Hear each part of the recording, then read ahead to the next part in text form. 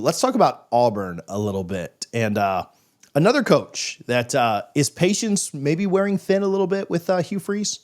I would definitely say so. And surprisingly, it's a good transition because I have said for the last two off seasons, much like Miami in year three and Texas in year three, Auburn has to act like that in year three. So let's go back to 2024. Finished 5-7 behind Hugh Freeze, despite honestly having a pretty solid defense and a very stable offense at all positions, besides the most important one, quarterback. When you look at the numbers and the production, I honestly believe Auburn was masquerading as a bad team throughout the year because in 4 losses combined, 12 turnovers, 12 consistent turnovers, all coming from either the quarterback or on fumbles. In 3 games alone, to Cal, to Arkansas, and to Oklahoma, 3 very winnable matchups, all of which I might also add in were at Jordan-Hare Stadium. 11 total turnovers. It's not sustainable that way. When you throw 4 picks, you're going to catch yourself in a blender of concerns. And ultimately, that led to Auburn missing a bowl game, them eventually losing in the Iron Bowl, and now putting a little bit more expectations on Hugh Freeze to deliver this year. And a lot of the same reasons why we talk about Miami, we talk about Auburn.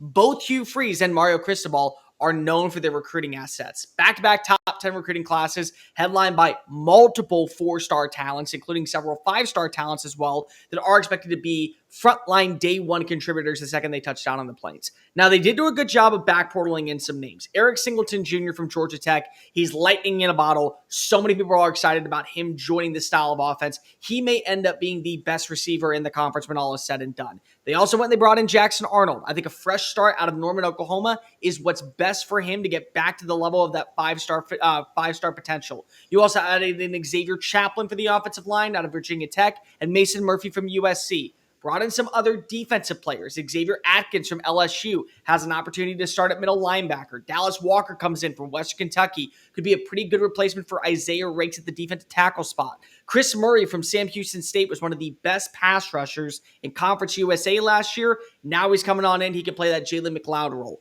Now, they did lose some talent, some pretty good ones. Keandre Lambert-Smith, he's off to the NFL. Rivaldo Fairweather, off to the NFL. Jarquez Hunter, a guy who very similarly reminded me of Tank Bigsby when he was working with the guy in Brian Harsin. The underutilization of the running back room, he's off to the NFL. You also lose guys like Percy Lewis to Ole Miss, Walker White to Baylor, Antonio Kite to Ole Miss. Multiple names are still staying around the SEC or on the schedule that could eventually come back to hurt you in a different location. They did a good job of finishing with a top 10 a top 10 recruiting class. 5-star Malik Autry was the headliner at defensive tackle. They also landed 4-star quarterback Deuce Knight, 4-star defensive back Anquan Fagan, who's expected to start at strong safety, 4-star defensive lineman Jordan Crawford, 4-star tight end Hollis Davidson, and 4-star wide receiver Derek Smith that will be a part of the program in summer workouts. The number 7 recruiting class in the country, boys, of the 26 recruits, 17 are 4-stars according to 247 Sports. Key games for them next year, August 30th against Baylor down in Waco, Texas. Sawyer Robertson was part of the reason why Baylor got a 6-win streak to close out 2024. How does that look when you have Dave Aranda kind of facing a little bit of pressure this year? September 20th at Oklahoma. First SEC game of the season, also first road test and Jackson Arnold's revenge game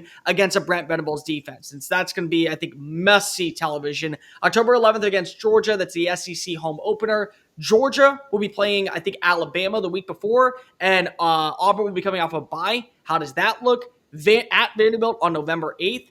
Diego Pavia, don't know if you know this, has an opportunity to go for the three-peat against Hugh Freeze. Beat him once when he was at New Mexico State, when he was at Liberty. Beat him last year when he was at Auburn. Beat him a second year. So 4 times, actually, to go beat against Hugh Freeze, which would be massive for a quarterback that a lot of people kind of slept on. And then, of course, the Iron Bowl on November 20th. What are the expectations?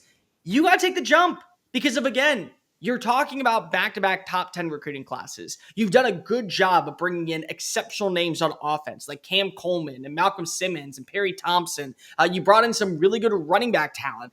You've been able to retain talent to leave from the transfer portal. Kedrick Falk is one of the better defensive linemen in the SEC that may have had an incredible season moving forward. And I think the biggest thing of all when I look at it is that there's so much stability when it comes to you made sure that DJ Durkin didn't take the job at Ohio State or Notre Dame. He was getting looked at for both defensive coordinator positions. So you signed him to a long-term deal.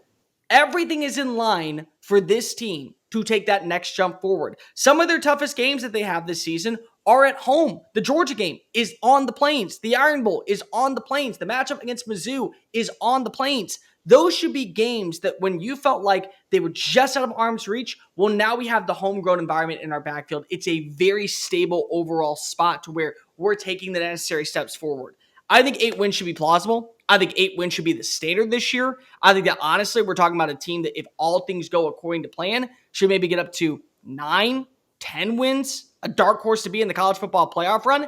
Very similar to what we said about Miami last season. They put their money where their mouth was. They wrote blank checks to Hugh Freeze. They said, go add in the types of players that are going to better your roster in your image. It's time to start seeing the fruits of our labor be benefited. I'm very excited to see what Auburn is because they're so unpredictable, and they've always been unpredictable in our lifetime. One year they could go 4-8, the next year they win the national championship. That's just Auburn. It's the toughest job in college football.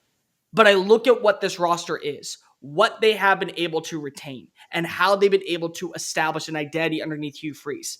At some point, it has to hit. You can't keep telling us that, yeah, we have good recruits. Yeah, we have really solid playmakers on the outside. We have very solid foundational structure internally. It gets tiresome. It gets old. And people don't want to hear that. They want to see results on the football field. Now it is time to do so. X Factor player that I'm looking for, a breakout player I'm looking for, Cam Coleman. Last year had an opportunity to kind of take some pressure off with Keandre Lambert-Smith. I think he's going to be the number one wide receiver in the country by the end of the year, or at least the number one wide receiver in the SEC.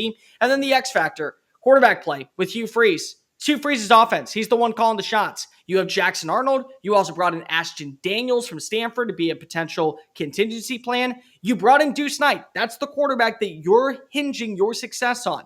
You have to be able to call the right plays for your quarterback to connect with these wide receivers, to make sure this offensive line is giving you enough ample protection, scheming up ways to trust the run game now that you don't have a guy like Jarquez Hunter in your backfield. Little things like that, the play calling from Hugh Freeze will determine what the record of, I think, Auburn is in 2025.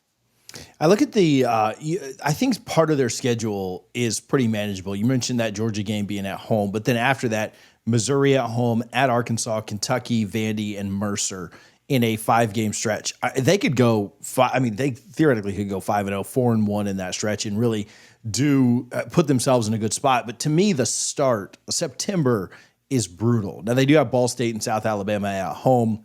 Obviously, you wouldn't expect any shockers there. But on the road at Baylor, who is a team that was on the upswing at the end of last year, a team that does have more confidence in the Big 12 coming back this year, at Oklahoma after the 2 cupcakes, and then at A&M, all within a 5-week stretch. You do get that 2-game reprieve at home. I don't want to say their season could just be over after September, but man, if you don't take care of business, it could certainly get off the rails. And I think all 3 of those are extremely tough. I think that at Baylor is going to be tough. We've talked about Mateer at Oklahoma. We've not previewed them. And I think it's never easy to go to Kyle Field.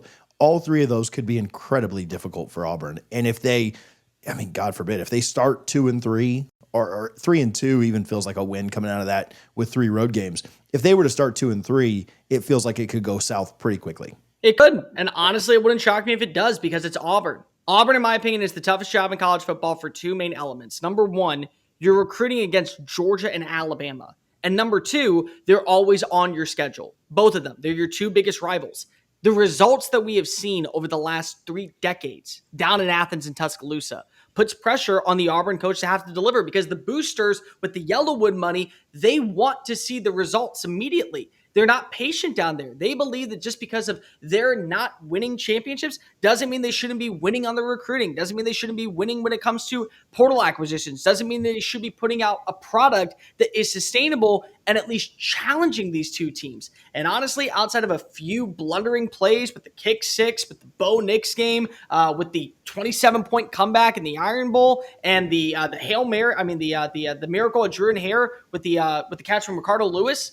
It's very much been a one-sided argument. I don't think that this is a team that we need to sleep on. What I think of this is a team that if they don't start hot, it's very easy to see the buy-in from the rest of the roster kind of play back idly. They finish 6-6, and then there's a serious conversation. What do we do with Hugh Freeze? Because at some point, this is your team now. How much of this team is all Hugh Freeze? About 89% of it, 90% of it. So if you're not able to get anything done with the people that you brought in, you're able to build up and elevate them for who they are as talents and make sure that they're competitive in these games. And I'm not saying the Georgia and Alabama game, but you should hold your own against a brand new quarterback in John Mateer on the road. You should be able to shut down a defense like Texas A&M. You did so in 4 overtimes last year. You should be able to withstand Dave Aranda's front seven and what a guy like Sawyer Robertson brings. In my opinion, you should be undefeated going into that game against Georgia. I know it's a tall task, but you should, especially if we're talking about culture and the type of players that you have brought in, Hugh Freeze, and the type of talent that you constantly are seeing. Look at Auburn as a prime destination. Yeah, with the recruiting and the talent they've had, there are really no excuses at this point. Hey, thanks for watching The Power 2. If you like this type of content, make sure you hit subscribe and check out some of our other videos found here on the channel. Bye.